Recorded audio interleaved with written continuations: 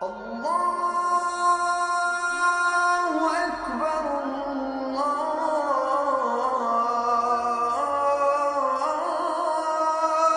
أكبر. أعوذ بالله السميع العليم من الشيطان الرجيم. بسم الله الرحمن الرحيم. Salam alaikum wa rahmatullahi wa barakatuh. Sur notre route encore, toujours dans la résistance et ceux qui font notre dignité d'homme, il y a aujourd'hui un phénomène que nous voyons partout, qu'il serait un peu stupide de nier, qu'il faut regarder comme il est, et c'est la globalisation. La globalisation, c'est une globalisation qui est d'abord une globalisation économique, c'est-à-dire que le système aujourd'hui économique dépasse les frontières et il est global. De la même façon que nous avons une globalisation de la technologie et des médias, c'est-à-dire les moyens de communication.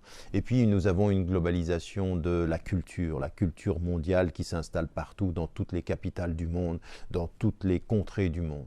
Cette globalisation, elle est un élément, elle est une évolution naturelle. Et pourtant, ce qui est produit par cette globalisation est parfois justement une globalisation de certaines attitudes, de certaines réalités auxquelles il faut résister. En fait, il faut résister à une certaine globalisation quand celle-ci va imposer une économie qui, au nom de la liberté du marché, eh bien, va protéger les riches et va multiplier et agrandir le nombre des pauvres sur la terre, et en particulier le fossé qu'il y a entre les uns et les autres.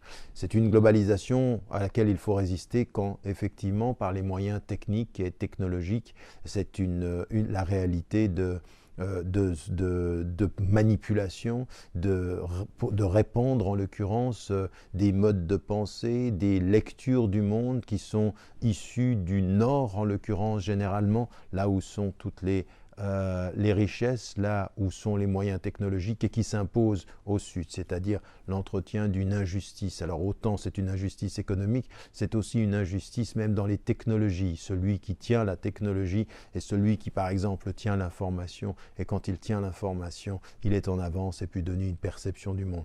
C'est aussi de ce point de vue-là la culture mondiale, celle qui peut provenir de la culture américaine, de Hollywood, ou qui maintenant on trouve dans sa compétition Bollywood, et en l'occurrence une culture qui s'impose avec le non-respect de la diversité, avec le non-respect des réalités. Il faut savoir résister aussi à cela.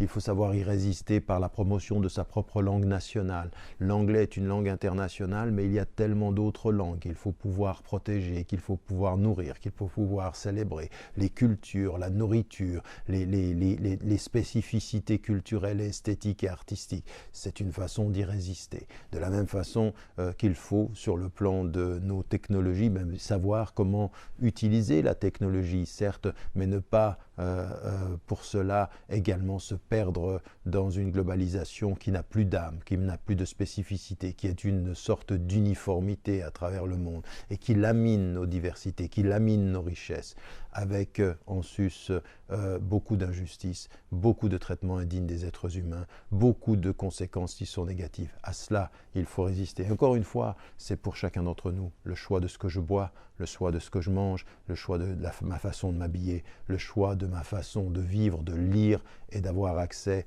et aux moyens techniques et en même temps à toute la culture mondiale. C'est un choix personnel, c'est un choix collectif et chacun d'entre nous doit aussi être dans sa vie quotidienne un résistant. Et à plus forte raison, si on jeûne, savoir ce que l'on mange, savoir comment l'on mange, savoir ce que l'on regarde et pourquoi on le regarde. N'oubliez pas, n'oubliez jamais de dire à ceux que vous aimez que vous les aimez. La vie est fragile. Salam alaikum wa rahmatullahi wa barakatuh.